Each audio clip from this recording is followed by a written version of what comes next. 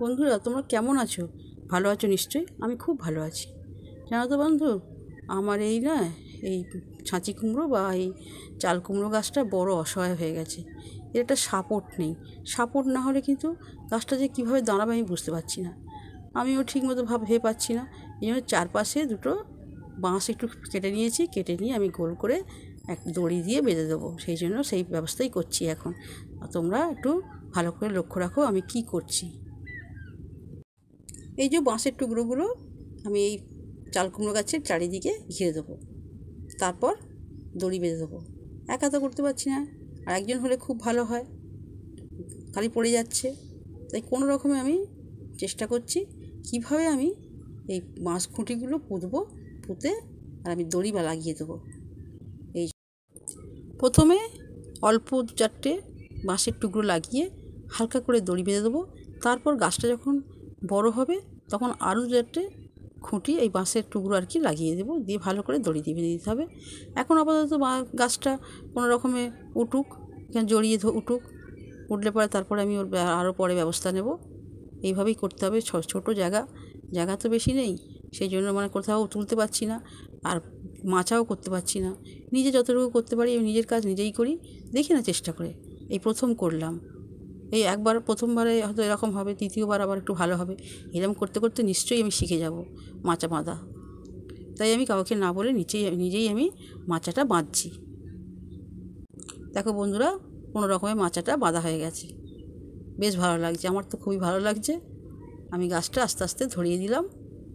এই যে দেখো বন্ধুরা, এইটা আমার হচ্ছে কাঁটা জবা গাছ। খুব ঘাস হয়েছে। এই যে কাঁটা জবা গাছটা ভাবছি আমি টবে বসাবো। এবার পরিষ্কার তো হয়ে গেল, মাচা বাঁধাও হয়ে গেল। এই প্রথম আমি মাচা বাঁধলাম।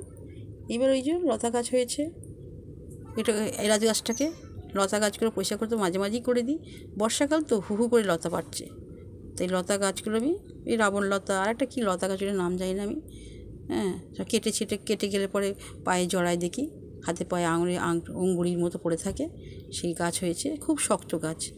এগুলো একটু পরিষ্কার করে নিয়ে তারপর আমি আরেকবার মাচাটা আপনাদের দেখাবো। খুব ভালো লাগছে। আমি প্রথম করলাম তো, নিজে থেকে করলাম। দেখা যাক কী হয়। আস্তে আস্তে আর এবারে একটু করলাম, তারপর এবার আরেকটু ভালো হবে, এরকম করতে করতে আমি নিশ্চয়ই মাচা বাঁধা শিখে যাব। যাক, এগুলো গাছগুলো পরিষ্কার করে দিলাম। বর্ষাকালে 2-3 দিন ছাড়াই পরিষ্কার করতে হবে, কারণ ঘাস তো হু হু করে বাড়ে। হু হু করে বর্ষার বৃষ্টিতে হু হু করে বাড়ছে। তাই পরিষ্কার করে আমি আর একবার আপনাদের এটা দেখাবো, মাচাটা আর একবার দেখাবো। কি ভালো লাগছে আমার এই মাচাটা দেখতে, আমার কী ভালো লাগছে। আবার যাচ্ছি সেই মাচার কাছে। এই যে যেন একটা দেখে যেন মনে হচ্ছে, গাছটা যেন দেখে মনে হচ্ছে একটা সাপোর্ট পেলো, যেন একটা অবলম্বন পেলো, ও যেন ধরে উঠছে এবার। খুব ভালো লাগছে আমার। সাপোর্টটা আমি দিতে পেরে আমিও খুব খুশি হয়েছি। গাছও নিশ্চয়ই খুশি হবে যে আমি এতদিন পরে একটা সাপোর্ট পেলাম।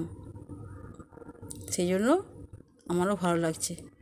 এইবার টুকটাক কঞ্চি না বাঁশের টুকরোগুলো ছিল এক জায়গায় রাখলাম, আবার দরকার হবে ওগুলো পরে লাগাবো। এরকম আমার চাল কুমড়ো গাছ হয়, আমি লাগাই। এরপর আমরা এলাচ গাছটা দেখে নিন একবার। পরিষ্কার তো হয়ে গেছে, মোটামুটি পরিষ্কার করে দিয়েছি। আর যে একটা পাতা আছে এগুলো শক্ত ভীষণ, ছিঁড়তে পারছি না মোটে। এটা সেপ্টেম্বর মাসে হয় কোনো সময়, আবার কোনো সময় ফেব্রুয়ারি মাসেও হয়। এই বড় এলাচের ফুল দেখেছি, খুব সুন্দর দেখতে, ভীষণ সুন্দর দেখতে। হলে আপনাদের সঙ্গে শেয়ার করব। দেখো বন্ধুরা, এইটা কী ফুল? আমরা তো বলি সন্ধ্যামণি, আপনারা কি বলেন আমি জানি না। এটা হচ্ছে 5টার সময়, বিকাল 5টার সময় এই ফুল ফোটে। কী কালার দেখেছেন? রানী কালার, সাদা কালার, হলুদ কালার আছে। হলুদ কালারটা আমাদের নেই। দেখুন খুব সুন্দর। আর এই বর্ষাকালে তুলসী পাতার কী রূপ হয়েছে দেখেছেন? এই যে তুলসী পাতার রূপ দেখুন কী সুন্দর। আর এইটা হচ্ছে আমার পান গাছ। প্রতিদিন বিকালবেলা আমি এদের একটু লক্ষ্য করি, আমার খুব ভালো লাগে দেখতে, ভীষণ ভীষণ ভালো লাগে। যাকে গুড মর্নিং বন্ধুরা। এইমাত্র ঘুম থেকে উঠলাম, উঠে আগে বিছানাটি যেন ঝেড়ে নিচ্ছি, তারপর ঘরটা মুছবো, তার আগে ঝাঁট দেবো। দিয়ে স্নান করব, তারপর আবার হেঁসেলে ঢুকবো। হেঁসেল মানে রান্নাঘর।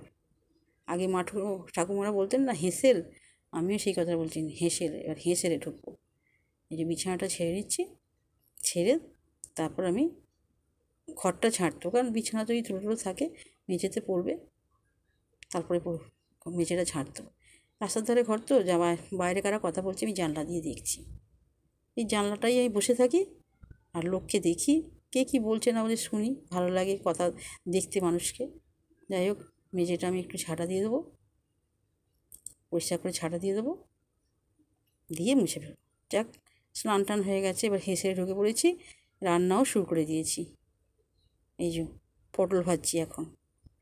পটল ভাজাটা খেতে খুব ভালো লাগে, কারণ এখন বাজারে এত সুন্দর পটলগুলো না দেখলে ভীষণ লোভ হয়। আমি তো রোজ পটল ভাজা খাই। এই যে পটল ভাজা করছি, রোজ পটল ভাজা খাই, খেতে খুব ভালো লাগে। আর কী সুন্দর দেখতে এই পটলগুলো, কী সুন্দর বলো না, পটল চেরা চোখ, সত্যিই তাই। আর এই যে ঢ্যাঁড়স পোস্ত হচ্ছে, ডাল তো হয়ে গেছে, মুগের ডাল, আর এই ঢ্যাঁড়স পোস্ত। ঢ্যাঁড়স খুব একটা হয় না বাড়িতে, অনেক দিন পরে ঢ্যাঁড়স হচ্ছে, কারণ আমার কর্তা ঢ্যাঁড়স খেতে খুব ভালোবাসে বলে, কিন্তু আমার ভালো লাগে না, হরহর করে বলে আমি খুব একটা পছন্দ করি না। আজকে এনেছে, কী করবো, এই যে ঢ্যাঁড়স পোস্ত, ডিম